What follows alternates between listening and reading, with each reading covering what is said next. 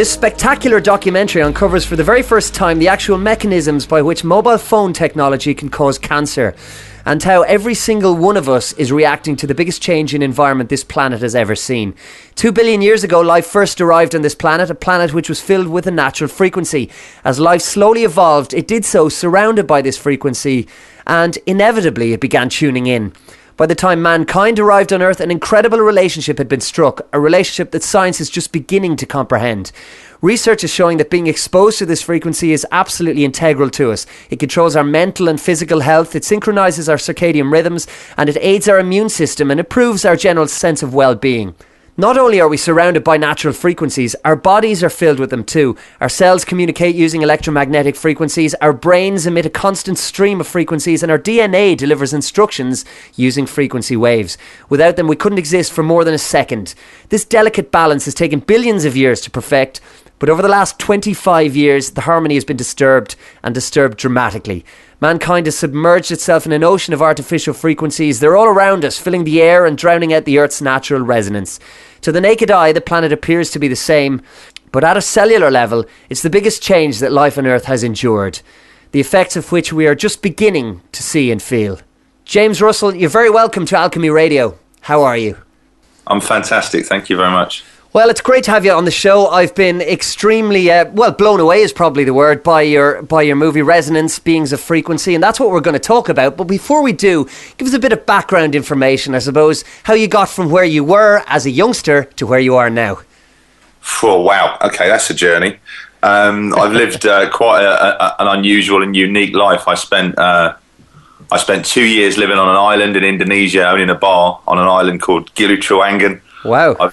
I've travelled around Australia. I spent many years working on cruise ships, and that's where I met my wife. We've been together for the best part of 11 years now, and we moved back to the UK, and I'd always wanted to make film, but I think if you kind of miss that opportunity at school, you almost think that, you know, it's kind of passed you by a little bit and you've missed the bus, so to speak. But I guess fate sort of got in the way. One thing led to another. I ended up working on a shopping channel.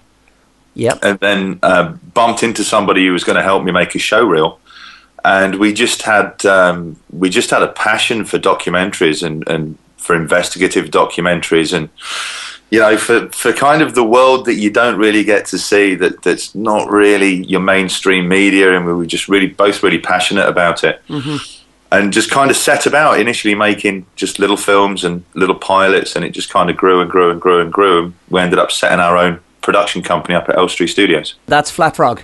Yeah, well, it was Patient Zero Productions we set up initially. John, my business partner, he really loves movies. He really loves making films, so he wants to concentrate on making films, and I want to concentrate on making documentaries. And whenever I'm making a documentary, we both come together, and that's how we proceed, and we make the film that way.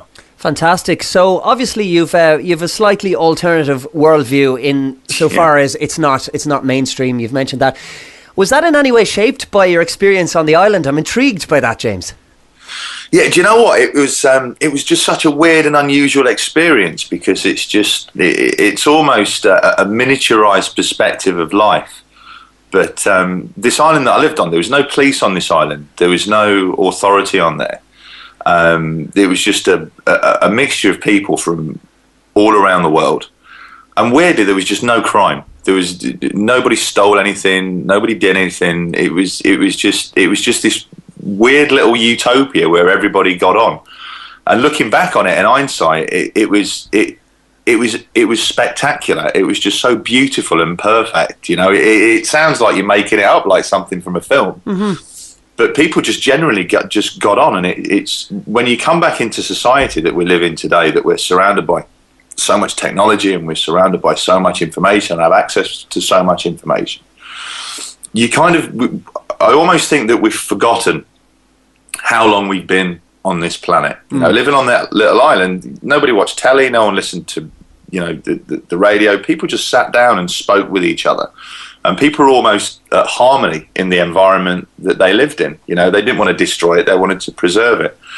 And I think that's been the case for not just hundreds of years, but for tens of thousands of years. You know, we've walked on this planet for such a long time, and all of a sudden we seem to have almost forgotten how we've evolved and the reason why we're here, and you know, the connection that we've developed to this planet over such a long period of time. So I think that was almost, I reflect on that time quite a lot and kind of try and bring it into what I'm doing today.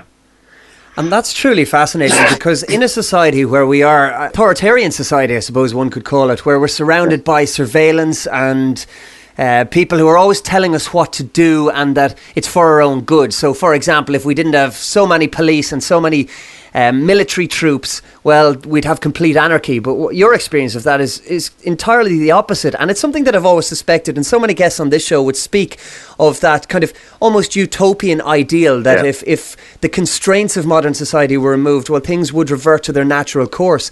And it must be truly amazing to have experienced that for such a long time firsthand. It was spectacular. Do you know what? It was spectacular. It was just, people just get on.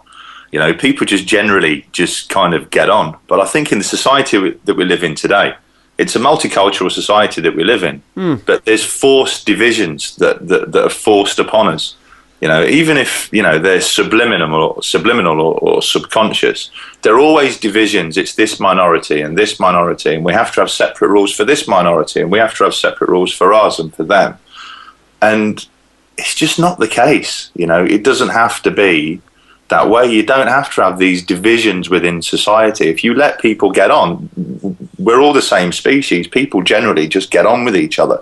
You know, I think when you put all these restraints and rules, and you're forced to respect this person, and all of a sudden you become so analytical.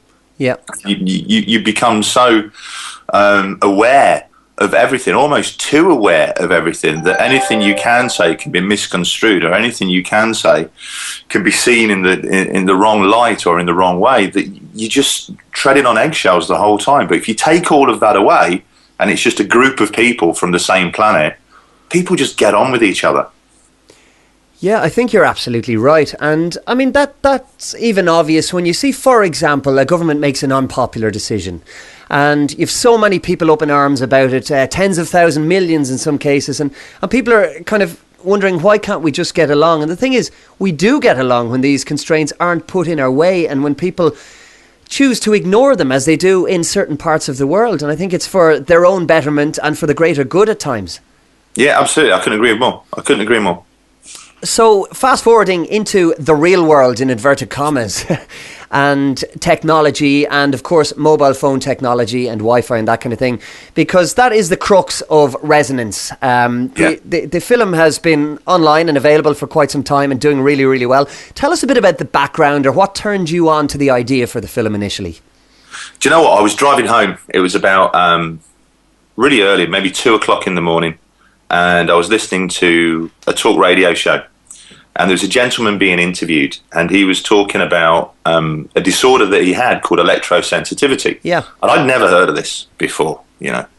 And he was saying that he got sick around Wi-Fi, he got sick around mobile phones, and he got sick around electricity in general, but mostly mobile phones and Wi-Fi made him really ill, to the point where he would bleed internally if he was around it for a period of time. And I thought, wow, okay, this guy is, you know, absolutely potty. Yeah. I need to go and meet him. Because my wife for years had been saying to me when we get into bed at night, oh, there's something plugged in, I can hear it, I can feel it. Yeah. So I thought, I've got to go and meet this guy. So I drive up to, not far away from Nottingham, actually, and I go and meet this guy. And I'm expecting some tinfoil hat-wearing crackpot, you know. And I go and meet him, and he's the CEO of the biggest frozen food company in Europe. You know, he's running a multi-billion-pound corporation, and you just couldn't hope to meet a more rational, level-headed human being in your life. And initially my idea was to make a film about him, because he told me, look, this isn't just me that gets sick around Wi-Fi. There are thousands and thousands of people that I meet that have the same problem, but they go to their doctor and they're told they're crazy. So people have this disorder, and they're almost having to hide it away for fear of what society, or for fear of what, you know, the authorities will think of them. People who were just generally just scared of being locked up for saying that they get sick around Wi-Fi. So I was like, well, this is fascinating. I need to make something about this. So initially I was just going to make maybe a short piece, maybe 10, 15 minutes, like a YouTube short film about people that had this disorder. But I have quite a weird, linear, analytical brain, and I wanted to find out what the mechanism was, what was causing it, why he was getting sick. It's one thing saying I get sick around Wi-Fi, but what's making you get sick around Wi-Fi? Why are you getting ill? What's causing these horrendous headaches? What's making you bleed internally? So I started to investigate it, and it was really just, it was just going down the rabbit hole. It really was. The more I delved, the more I found out. And initially, people would say to me, look, there is not a single piece of scientific research, not a single piece of evidence that shows that, man-made microwaves, as you will, in the environment can cause ill health. And they were right. They were absolutely right. There isn't a single piece. There are tens of thousands of pieces of research. To be fair, a lot of them are so unbelievably difficult to read that they never make it to mainstream media. Yeah. Scientists write these papers for fellow scientists. They're not campaigners. They're not the people that go out there and trying to, instigate a change in society. These are people that do the research and put it out there. It's up to us to interpret that research. And generally, 99% of the time of the papers that are done and the research that's done, it's just kind of ignored. So I started reading all of this stuff, and my head almost exploded. I read nearly 400, maybe more than that, maybe about 450 science papers in making the film. Wow, it doesn't exactly sound like light bedtime reading. No, I've got to be honest with you. I'm not a science guy. I love science now. I think I got a D in science at school, and the problem was you read one paper, and it's like, that makes absolutely no sense. It's like reading VCR instructions in Chinese. It makes absolutely no sense whatsoever. So you end up reading 5 papers in order to understand that one single paper. So no, absolutely not light bedtime reading in any way at all. So how did you find your trawl through that initially? I mean, obviously it was difficult, but you came out the other end. So tell us a little bit about how you uncovered what you uncovered and what that journey was like. Do you know, it was putting the pieces of the puzzle together. And the more I researched, the more I spoke to people, the more I interviewed people and scientists from literally all around the world, from Switzerland, from Sweden, from Canada, from America, from Australia.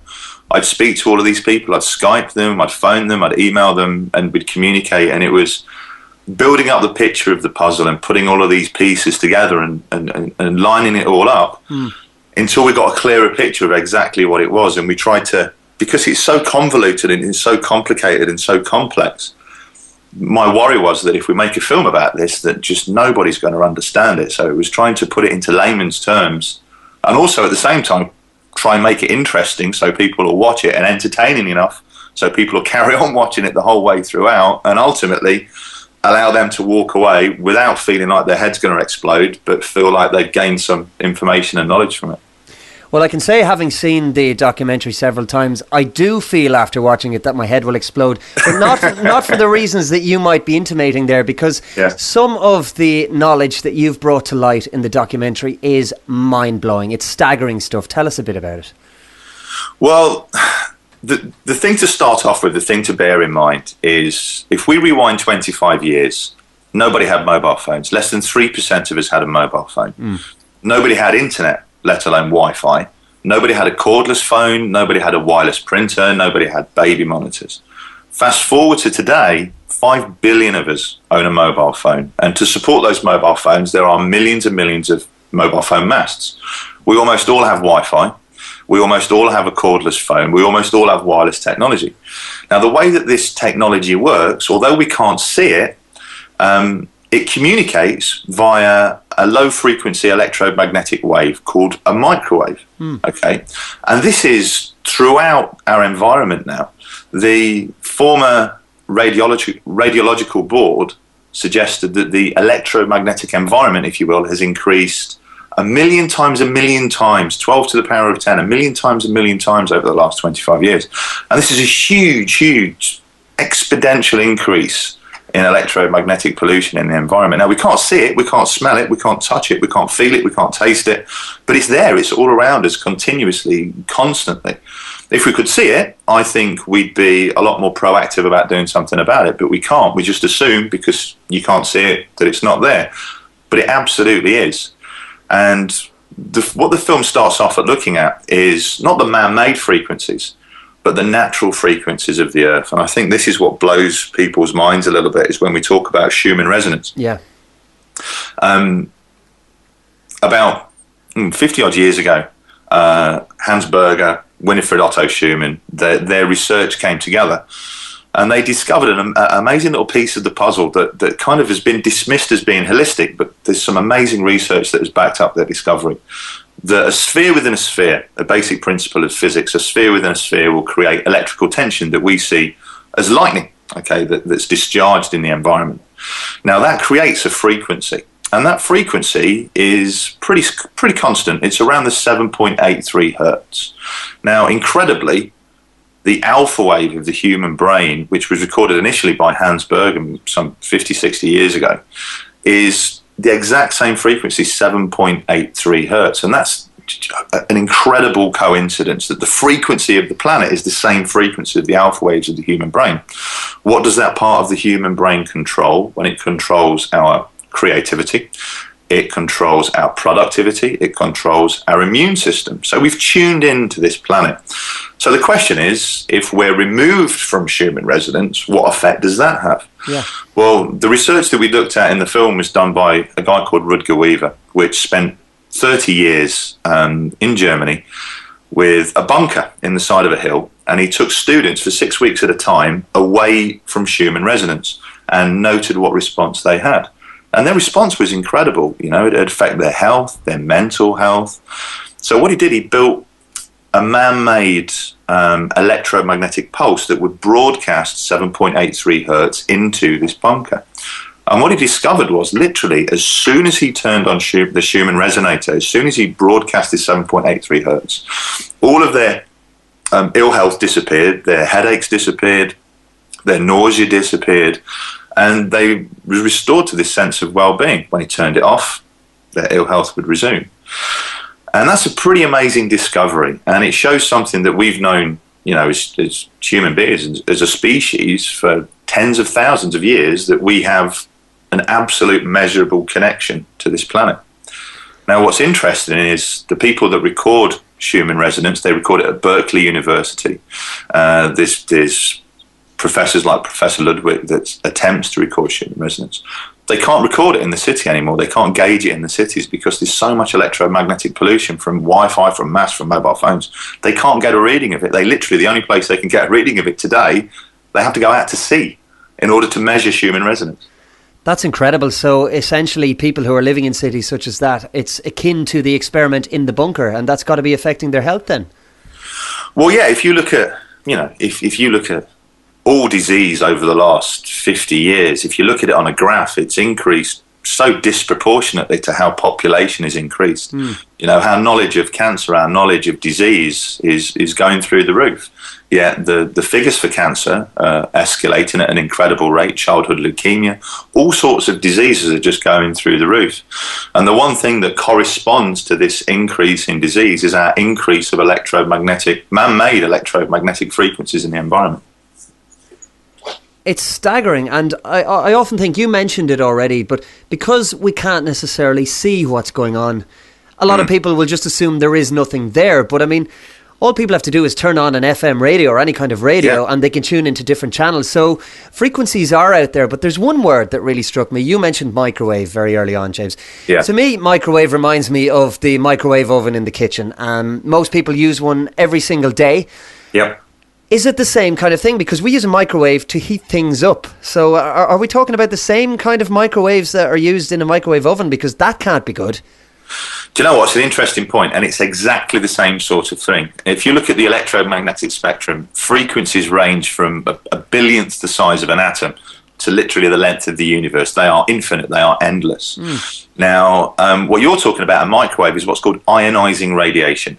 Now, an ionizing radiation is something that can heat things. It can heat water, it can heat tissue, and that's what's in your microwave. The frequency is so powerful, it causes the cells in your food to vibrate. That creates friction against each other, and that's what actually heats your food. That's how your microwave heats stuff. Okay. Now, interestingly enough, all of the guidelines that govern electromagnetic frequencies in our environment, the mobile phone masts, the Wi-Fi, everything, is based on that technology, that knowledge of ionizing radiation. Basically, if it doesn't cook you, it's fine.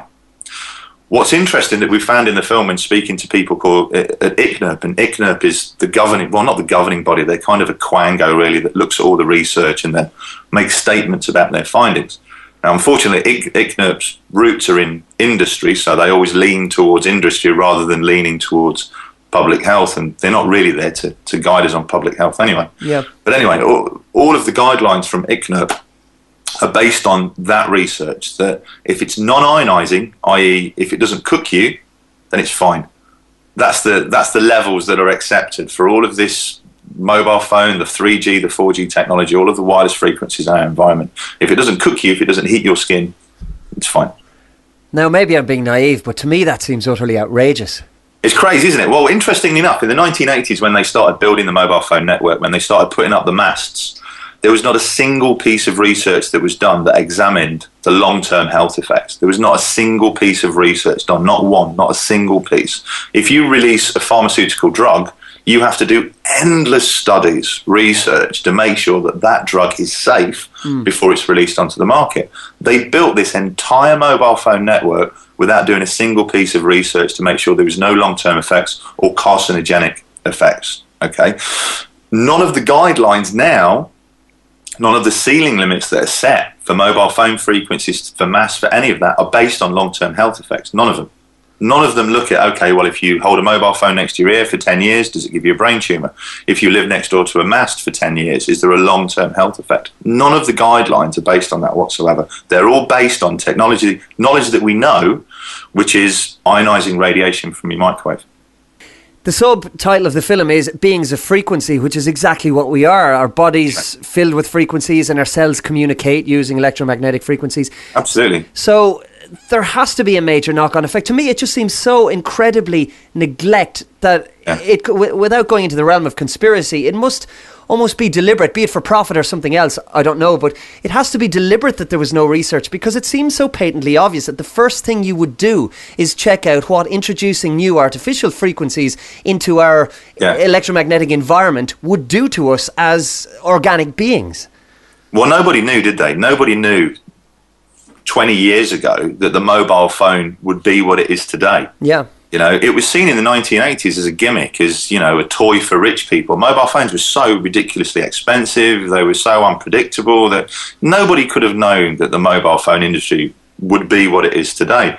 And it's grown into a monster, into an absolute monster, into a beast of a thing. It's a multi-trillion-dollar industry. You know, it's absolutely enormous. So now, interestingly enough, and this is the situation that we're in right now, is that rather than having to show that it's safe, which is what you'd expect, now it's having to show that it's dangerous. So we've already got this all around us. So nobody's looking to show, nobody's having to prove that it's safe. What we're having to do now is show that it's dangerous. Now, what we're seeing is that being exposed to these frequencies, it's not short term. You don't put a phone next to your ear and get cancer, but equally you don't light a cigarette and get lung cancer. It's a carcinogen. It takes time for the effects of smoking to be seen. You know, you can smoke for 10, 15 years before you start to see an ill health effect. It's a long-term effect. It's a carcinogen. And this is what we're starting to see with the research now with mobile phones. Because we've been using them for 10, 15 years, we're starting to see an effect. And research is showing that. One of the biggest epidemiology studies ever conducted, one of the biggest independent epidemiology studies conducted, which was part of the Interphone study by Professor Leonard Hardell, showed that by using a mobile phone, you have an increased chance of developing a type of brain tumour called an astrocytoma. An astrocytoma is a brain tumour that is located, ironically, right next to the ear, where the aerial of the mobile phone sits. Now, if you go back 20 years, this was the most obscure form of brain tumour that anybody had. You know, it was virtually unheard of. Yeah. Today, it's one of the most common. Wow, literally overnight. Incredible, absolutely, just absolutely incredible. I mean, if somebody says in the film that he believes we'll look back in 30, 40 years' time and shake our head in disbelief that we would put microwaves next to our brain and think that it was safe. And as people watch the documentary and go further into it, that becomes a more and more reasonable assertion, because some of the evidence that you discovered, such as cancer clusters close to mobile phone masts, are astonishing. Tell us about some of that and some of the actual. Well, it's beyond anecdotal evidence, because you went out and you met people who were directly affected by this. What did you uncover? Do you know what? I spent a lot of time I started off in my local area around Hemel Hempstead in Hertfordshire, and I'd go to where a local mast was. And I mean, this information is mind blowing to so many people, that it's just such new information. Nobody can believe that this could happen. So I'd go to where a mast was, and I'd knock on people's doors and I'd say, "Hi, I'm James Russell. I'm making this film about mobile phone frequencies and ill health, and you're living next door to a mast. Have you noticed any problems with it?" "Oh, no, it's been there for ages." And then you get chatting to him, and it's like, "Well, my sister has breast cancer. I get these headaches. None of us can sleep," and nobody puts two and two together. There's a mast literally on a hill about half a mile from where I am. It's my local mobile phone mast. It's huge. You can see it from miles and miles away. Yeah. And there's a little, maybe 20, 25 houses that are located around it. Just about every door I knocked on, they suffered from insomnia. They struggled to sleep.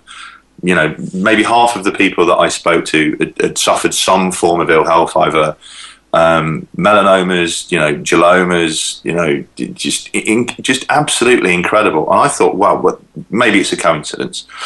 So I start to widen my search a little bit, and I start to find these cancer clusters that are located around mobile phone masts. People that are living around this mast and are getting ill, are getting sick, are getting nauseous, are getting headaches, are getting benign lumps, are getting cancerous lumps, are getting breast tumours. It just absolutely incredible. The one that we show in the film, the reason I wanted to show that one is because, first of all, Eileen is, she's so articulate and she puts across her point so clearly.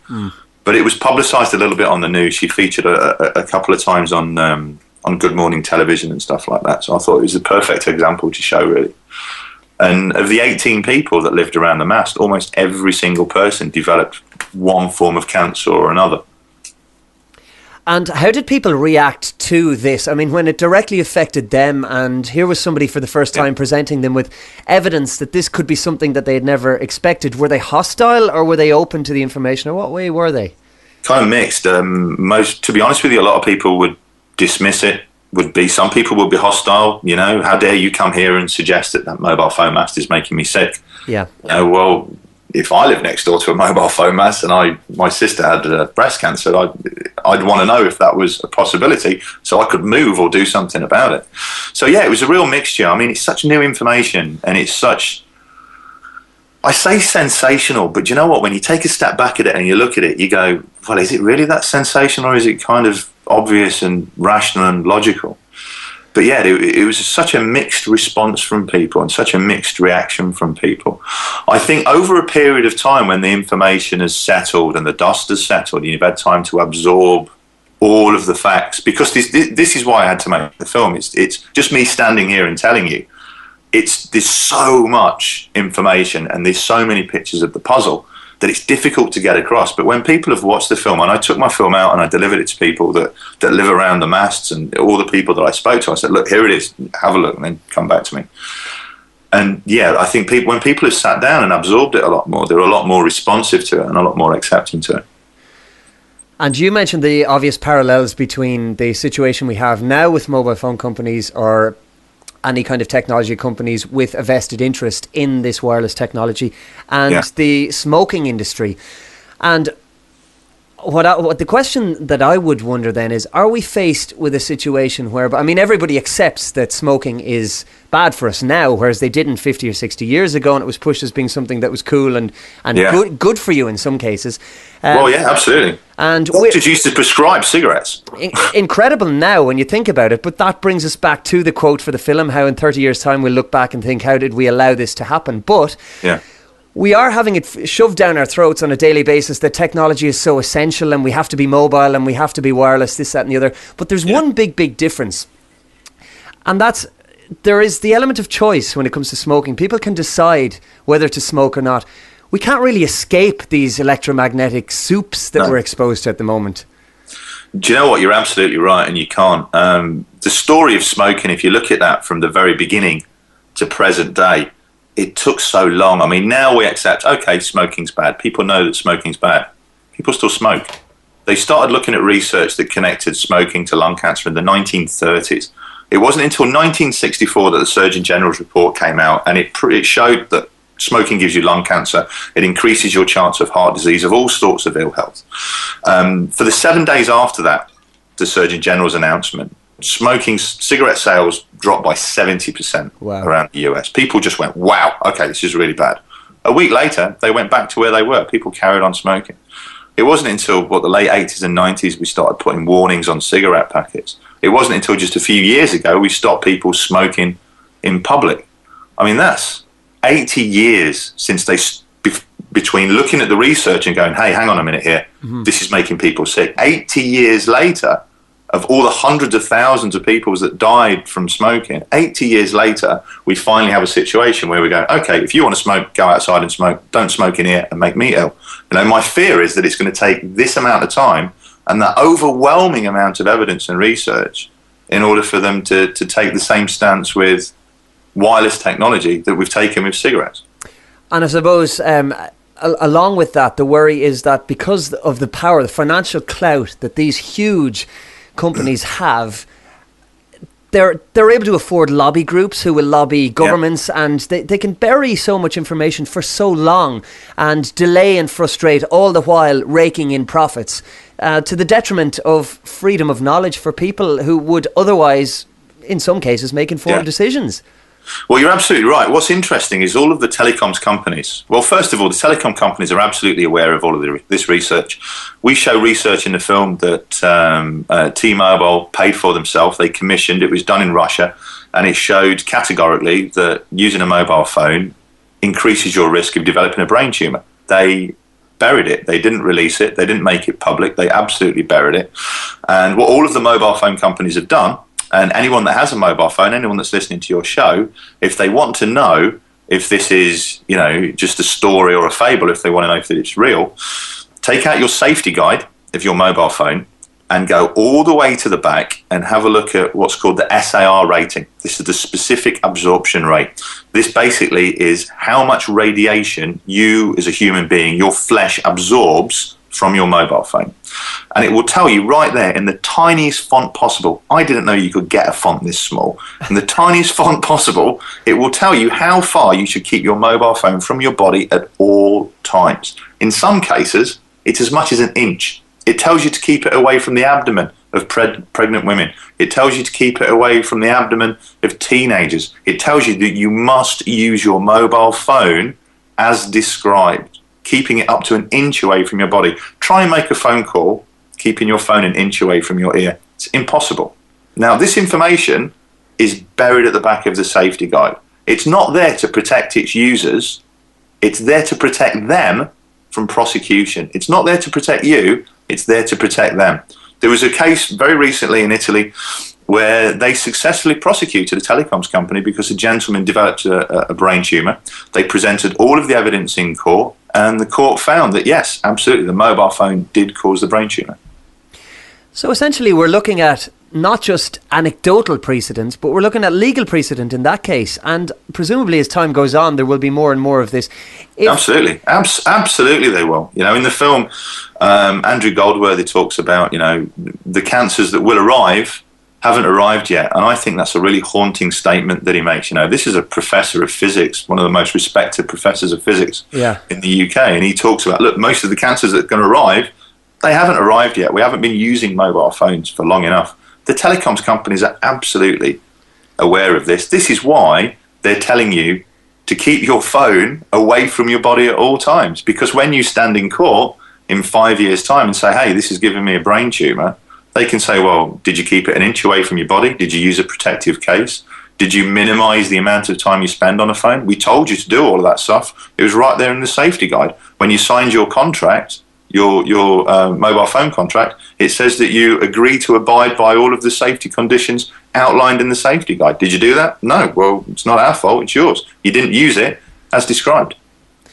Wow. It's just amazing. And another amazing thing about it is the wider implications for us. I mean, not just the direct use of a mobile phone up to your ear, but the animal kingdom, the plant kingdom, and most specifically, and you go into this in huge detail in the documentary, bees. Talk to me about bees, James. Well, we talk about this very much at the start of the film, and I became fascinated with bees. Bees are incredible. They are mind-blowing. They are the coolest creature in the world. They're so amazing. And they're so integral to us. Bees pollinate some 70% of the world's food crops. So everything that we enjoy eating in life, the fruit, the nuts, the berries, bees pollinate those crops. Without bees pollination, those crops would die. Okay, so we'd lose 70% of our food crops. Now, a few years ago, something started happening to the bee colonies called CCD, colony collapse disorder. And this just baffled everybody around the world, because what would happen is bees would leave their hive and they wouldn't return. They just wouldn't return to their hive. They would just abandon the hive, and nobody knew what happened. Nobody could understand why. People hypothesized as to why, but they showed geographical hypothesis. So, okay, well, they're using this pesticide in Texas. This is why they're not going back to the hive. Okay, but they're not using that pesticide in Kenya, and they've got the same problem there. They've got the same problem in the UK. They've got the same problem in France, in Spain, in Canada, and Australia. What's causing this all around the world, these bees not returning to the hive? In some places, they've recorded bee losses. Like 70% of the population of bees in some geographical areas have just absolutely disappeared. And it's terrifying stuff. I mean, we need bees. Everybody's heard about the statement that Einstein was fabled to have made, where if the bees die, you know, we don't live for more than a couple of years, and that goes back to the food crops. So this guy called Johann Kuhn does this experiment where he takes a deck phone, and a deck phone is your cordless mobile phone, and he puts it in 4 beehives. And he has 4 beehives with no deck phone in it whatsoever. And he wants to see if the presence of a deck phone will have any effect on the bees returning to the hive. So he just puts it in the hive. The phone isn't ringing. There's nobody talking on the phone. It's not making a noise. It's just a silent deck phone that's on and broadcasting, but sitting in the beehive. What he found was amazing. Even when he repeated the experiment, he got the same results.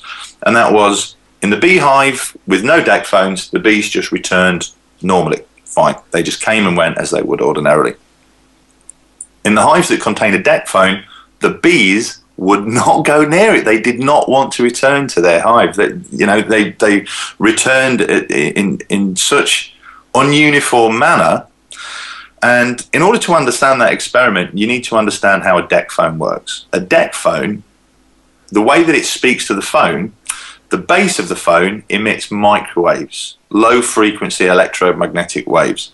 This is exactly the same way that a mobile phone mast communicates with a mobile phone. By having a cordless phone in your house, you've essentially got a miniature mast in your house that's broadcasting these microwaves.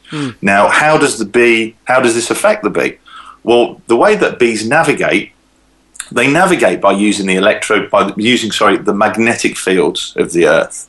They find locations by using the magnetic fields of the Earth. But what they also have is a protein cell called a cryptochrome. And this cryptochrome cell is in all life. Okay, this protein cell is in all life. It's in fungus, it's in humans, it's in horses, it's in dogs. And this cryptochrome cell allows all life to sense magnetic fields. Okay, so we all have this magnetic sense. And in research that they've done, they've discovered that low-frequency electromagnetic waves that you get from mobile phones, that you get from masts, that you get from Wi-Fi, that you get from all of this stuff that's in our environment, can affect the bee's ability to navigate. It can affect a bird's ability to migrate. It can affect a butterfly's ability to navigate. So what they discovered is that the bees are not only affected by a deck phone, they're affected by the mobile phone masts. So the hypothesis is that all of this mobile phone technology that's in the environment, all of this microwaves, all of these masts, all of these frequencies that are being broadcasted are affecting the bee's ability to navigate. Incredible. Absolutely incredible. And I don't think people necessarily understand initially the implications of this, because while they might listen to Einstein's quote, a lot of people, and certainly when I've spoken to people about this, the overwhelming reaction initially seems to be, bees. Yeah, we know they're important, but can't we just pollinate ourselves? But that's not the case. We really are in big, big trouble without the bees. And the evidence that you have pointed to and demonstrated and shown is, well, it's devastating for us also, you know?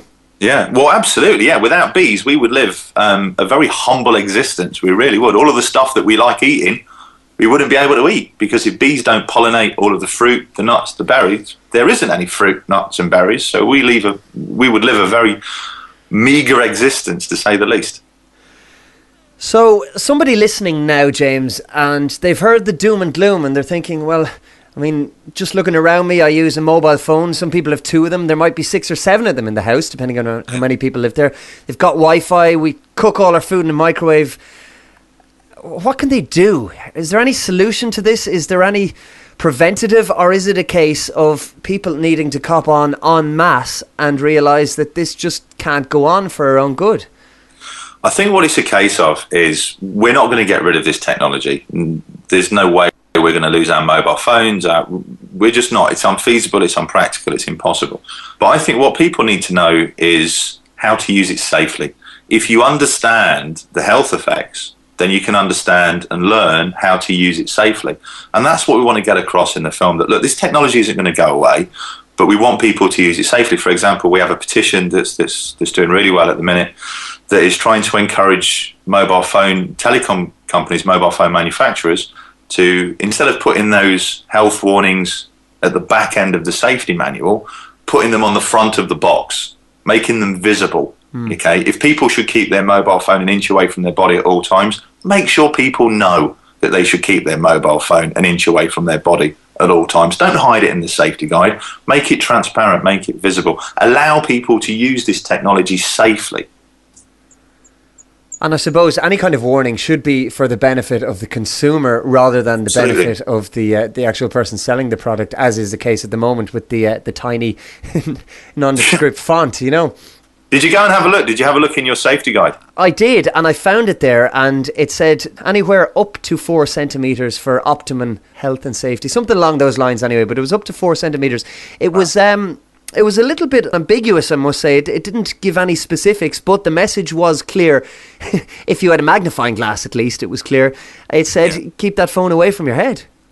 Yeah, absolutely. And if they're telling us that, then we need to know that. Okay, I think if you spoke to 1,000 people, 999 people wouldn't have read that safety guide. Who reads the safety guide of their mobile phone? It's like a bloke reading the instructions to a shelving unit before he puts it up. It's just not going to happen. You know, it's simple. We're just not going to read it. We just discard it. We don't even look at it. You know, but if that information is necessary, it should be on the packaging. And how positive or how hopeful are you, James, that we can see the safe use or the advent of the safe use of this technology sometime even in our lifetime, because we've mentioned the 80 years for smoking. I mean, that's not going to be any good for a lot of us. Do you think we have a good chance of making people aware of this? And what kind of response have you got to the documentary? The response has been incredible. I've been speaking to various environmental committees. I've been speaking to delegates from the UN. I've been speaking to diplomats from countries all around Europe, all around the world, who are really keen to do something about this. I mean, people are starting to wake up to it now. You know, there is such an overwhelming amount of research. I could have made the film 20 hours long and just showed paper after paper after paper after paper after paper. You know, the research is just so unbelievably overwhelming. So yeah, people are starting to wake up to it. People are starting to see it. You know, people are turning their Wi-Fi on when they need it and turning it off when they don't. You know, people are starting to put their mobile phone in their back pocket instead of their front pocket. People are cutting down on the mobile phone use or maybe trying to use speakerphone instead. So I think, yeah, there's a lot of people that are embracing it. But there are, you know, billions of people that aren't. Yeah, and it often worries me when I look at people and how they use their phones. I suppose, especially since I became aware of this knowledge.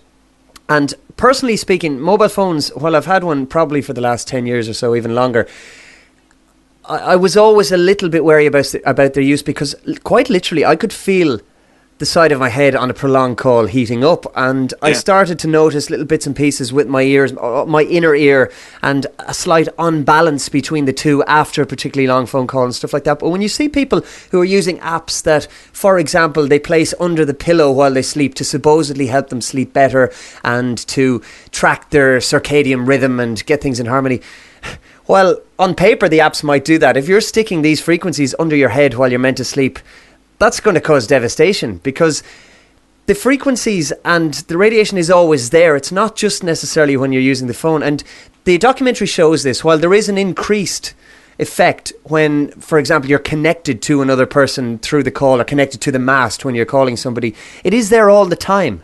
All the time. All the time. And this is the perception that, oh, well, I'm only exposed to it while I'm speaking on the phone. But your mobile phone is constantly communicating with the masts. Every minute or so, some mobile phones every 30 seconds or so, it will try to find the local mast and it will communicate with that mast.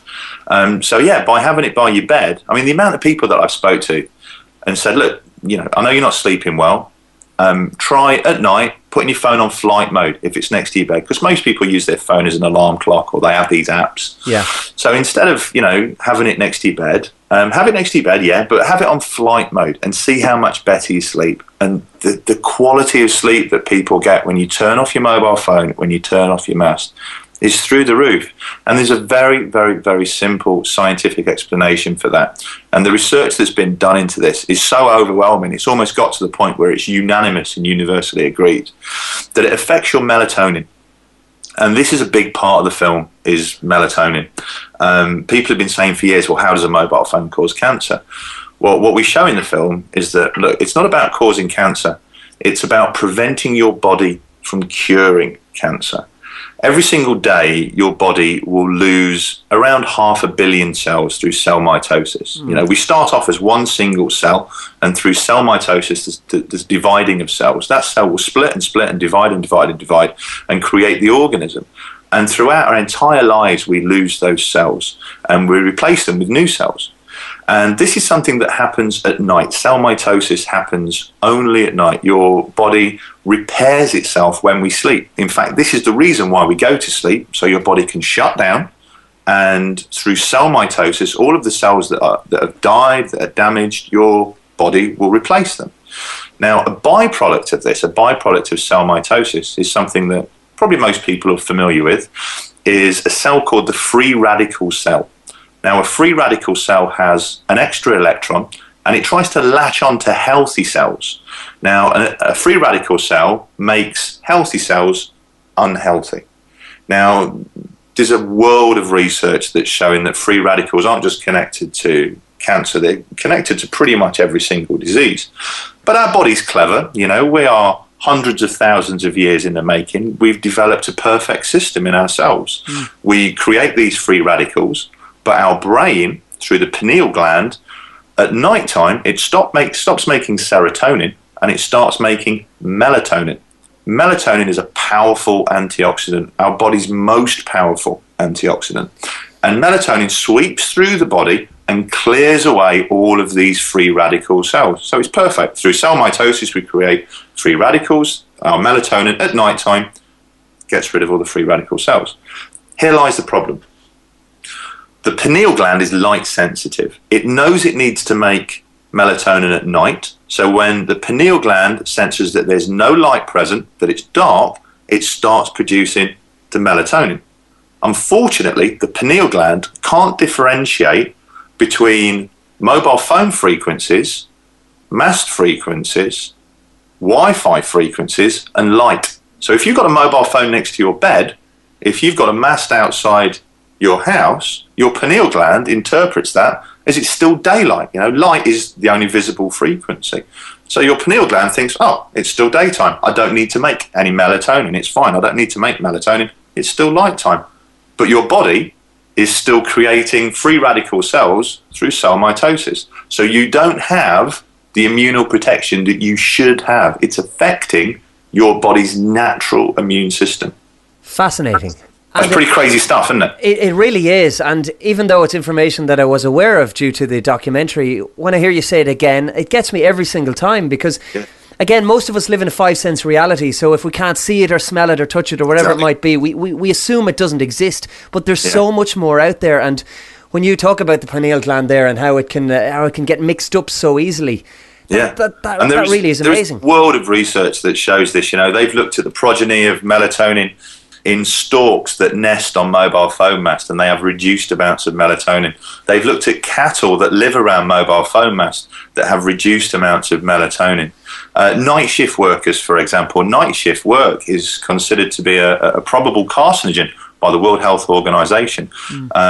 If you do night shift work, you have an increased risk of cancer. If you're a woman, you have a 40% increase of breast cancer by working at night. Why? Because you're not creating enough melatonin. It's melatonin that gets rid of the free radicals, and it's free radicals that's the cancer-forming cell. So there is just a wealth of research that shows that mobile phone frequencies, electromagnetic frequencies, microwave frequencies, non-ionizing radiation can inhibit the production of melatonin. And this stuff is essential to us. It's vital to our immune system. And it brings us full circle, James, back to harmony with the planet and harmony with our fellow man, and even the harmony that you experienced living on the island in Indonesia. And I suppose most obviously then the Schumann resonance. If that harmony is interrupted in some way, well, then we're in a spot of bother, and these electromagnetic artificial frequencies are really creating a huge amount of bother. Well, do you know what's interesting is when you look at societies that haven't embraced mobile phone technology like we have. For example, in Laos, in Nepal, they don't really have mobile phones like we have. They have some of the lowest cancer rates in the world. In the Amish community, they don't have mobile phones. They have the lowest cancer rates on the planet in the Amish community because they don't have mobile phone masts. They're not subjected to this in our society. And one of the problems that we point to in the film is we're running out of a control group in science. Now, to do any sort of epidemiology study, you have to look at not only people that are using the technology, but people that aren't using the technology. The reason that we knew that smoking caused cancer is because there wasn't people smoking. Okay, people didn't smoke. If everybody had smoked, we might not have connected cigarettes and lung cancer. We might have put it down as some environmental or just some outbreak, or just for whatever reason, people are just starting to get lung cancer. It was only because people didn't smoke, we said, okay, well, these people smoke, they have a 60% increase of heart disease, so smoking is causing heart disease. We're running out of that control group within society. Almost everyone's got a phone, almost everyone's got Wi-Fi, almost everyone's got cordless deck phones, wireless printers in their home. So there's virtually nobody that isn't exposed to this. And that is a huge issue that we have in science at the minute, is we're running out of that control group. And one thing that strikes me is just, and we've spoken about it already, but the difficulty in limiting your exposure, because it's all very well sticking your phone on speakerphone or turning it off at night or whatever it might be, but when we're surrounded by it all the time, and so many of us have to work in these kind of environments, and I always notice these masts tend to be on government property, certainly here in Ireland. So if you see a police station or a government building, a council office or something, invariably they have a mast attached to them. So if you're somebody who has to work in that environment, it's far from ideal. So is there any other way that people can protect themselves? I know in the documentary there was one guy in particular who managed to insulate certain rooms of his house against these frequencies, and that seemed to help him with his more severe symptoms. It's not practical for everybody, but are there any practical steps that people can make just to limit exposure a little bit more beyond even the mobile phones? Well, it's difficult, isn't it? Especially with Wi-Fi, it's difficult to escape from. If you go up to the internet button, wherever that is on your computer, and it brings up the Wi-Fi connections, it won't just be your Wi-Fi connection that comes up. It'll be everyone that lives around you. There might be 10, 15, 20. Yeah. So it's almost a cocktail of frequencies that you're living amongst. If you go for a coffee, they've got Wi-Fi. If you go into a hotel, I mean, it's almost everywhere, isn't it? So it's very difficult to escape from it. You're almost subjected to it 24 hours a day, 365 days of the year. It's difficult to escape from it. What I've done, what people can do, is speak to their neighbours and just say, look, I'm concerned about this. I'd rather not be exposed to it. How about you only put your Wi-Fi on when you need it? Maybe have a LAN connection instead of having your Wi-Fi. Yeah. But in the most part, in a working environment, it's very difficult to not be exposed to it.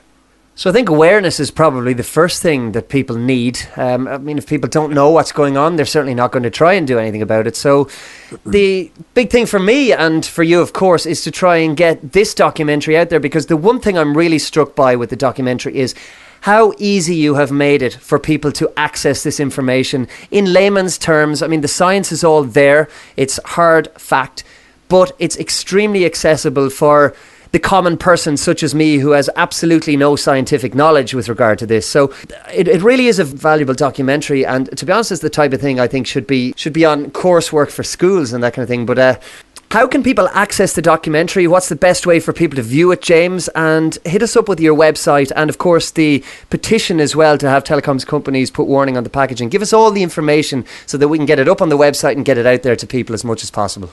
Well, if you go onto the Facebook site, it's Facebook.com/resonance beings of frequency. You can access the petition on there, and that is we're going to be handing that in April to global governments and to telecoms companies around the world to ask them to put that warning on the mobile phone packaging. The film, do you know what? At the minute, it's available for free. If you can watch it on YouTube, you can watch it on Vimeo, whichever player works best for you. If you just type the name of the film into Google, it'll come up. Towards the middle of this year, we've just signed a distribution deal for the film. So it's being shown on streaming platforms around the world. It's going to be released on DVD. We're in communication with TV channels around the world in order for them to be able to broadcast it. So yeah, it's definitely getting out there. It's definitely getting seen by people. I share your opinion on it. I think as many people as possible need to see it, because you need to know the facts. Okay, you need to know the facts in order, and then you can make your own decision. It's like smoking. Yeah. Somebody tells you on your cigarette packet, look, this is probably going to kill you, and then you can make your own decision on that. But I think people need to know the health risks so that they can make that decision for themselves. Because at the minute, people are making the decision to use this technology completely unaware that there are any health effects whatsoever from it. Yeah. You need to give people the information so that they can make their own choices. Absolutely. And what's next for you then, James? Is there a follow-up in the works? Or are you working on different projects, or what's the plan? At the minute, I'm halfway through my next film. It's called Pandemica, and it's almost a follow-on from Resonance. Yep. And it's looking at autism and the growth, the prevalence rates of autism, how they've increased over the last few years. Mm-hmm. 15, 20 years ago, 3 in 10,000 children were born with autism. The latest statistics released by the Centre for Disease Control in America show it's affecting 1 in 110. It's increasing at around 13% a year. By 2020, it'll affect around 1 in 10. So 1 in 10 babies born will be born autistic with some form of autistic spectrum disorder. Up until about a year ago, it was believed that the causes of autism were genetic. It was a fault with the genome. It was a fault with the DNA. But an amazing piece of research that's just come out shows that, no, it's not genetic, it's environmental. They did an epidemiology study on siblings, on children and siblings and twins that were born autistic, and they showed that 52% of the causal factor for autism is environmental. So people, children, babies, the fetus or the mum is being exposed to something that is causing this. Now, there's been all sorts of things suggested over the last year or so. The MMR jab, for example, heavy metals that the body doesn't seem to be able to get rid of, like mercury, etc. Mm-hmm. But there's some pretty amazing studies that have come out very, very recently. One of them showed that autism rates increase in prevalence around IT-rich areas. So around cities, around IT-rich areas in Holland, the prevalence rate of autism increases. They showed in America, and this was a fascinating study, they showed that if you live close to a freeway, the risk of autism, if you live 350 yards away from a freeway, the risk of autism increases exponentially. Now, what could cause that? Traffic, cars, noise? Well, in America, if you ever go over there, about 95% of mobile phone masts are located along freeways. So a piece of research that is about to come out, it hasn't come out yet, but it's about to come out, has shown that if a mum, whilst carrying a baby, uses her mobile phone, the risk of autism increases by something like 80% by excessive mobile phone use. So the film is looking at all of the research, all of these studies that's connecting autism to the biggest change that life has ever experienced in our environment. And this is absolutely the biggest change that life has ever experienced in our environment. Absolutely fascinating stuff. I only had a conversation with a number of people a couple of days ago about autism, and people have such differing opinions on it, and there is the mainstream view, and a lot of people subscribe to that. But I mean, there's so much we don't know about it, and that kind of an increase over such a short period of time demands attention and demands that it's looked at in depth and in detail. Because, I mean, pandemic has a great title, because we are looking at a future pandemic if we're not already in the midst of it. It's the fastest growing behavioural disorder in the world. I mean, a 13% increase yearly is unbelievable. Yes, okay, we've got better at diagnosing this disorder. That has to be taken into account, but it doesn't explain the incredible increase in autism. You know, the irony is the mobile phone is just such a great means of communication, but in using a mobile phone, does it affect our ability to communicate as a species? Because this is what essentially autism is. It affects our ability to communicate. It affects one's ability to communicate. And it's the science that's showing this right now is just mind-blowing. And this was the same with the film, with Resonance. You know, we touched on this at the beginning. But there's so much science out there, John. There is so much science out there. And the great shame of this is the only science that people read is the science that seems to be commissioned by a group called the MTHR. Yeah. Now, the MTHR is funded by the mobile phone industry themselves. So they fund this research. And whenever they fund research, we showed some of it in the film and just how badly it's done and how skewed it is and how corrupt it is. But they fund this research and show, look, we've done this research, no ill health effects from mobile phones are safe. And because they have the weight, the might, and the financial muscle of the mobile phone industry behind them, that research is done in layman's terms. It's put in every single newspaper around the world. It's on the news. Look, mobile phones are safe. Fantastic. The independent research overwhelmingly shows and concludes that there is a health effect, that there is an effect. The problem is the independent scientists, they're not campaigners. They do this research and they write it as scientists write research, which to 99% of the populace, you can't understand it. It makes absolutely zero sense. Exactly. But to the science community, there is no doubt whatsoever that there is an effect from this. And the question that we need to ask then is, how long can this be allowed to go on? I think the answer, from having spoken to you, James, is most definitely it starts with us, and it starts with our exposure to the knowledge, as well as our exposure, of course, to the frequencies. Yeah. But it's about knowledge, it's about self-awareness, and it's about us taking back our power. That's exactly what it's about. You know, that's exactly what it's about. Knowledge is power. And if we know that there are health effects, we can demand transparency from the telecoms companies. Because there's so much money in this. And this is what it comes down to at the end of the day, John, is money. We're not talking a few £100. We're talking $1 trillion industry here.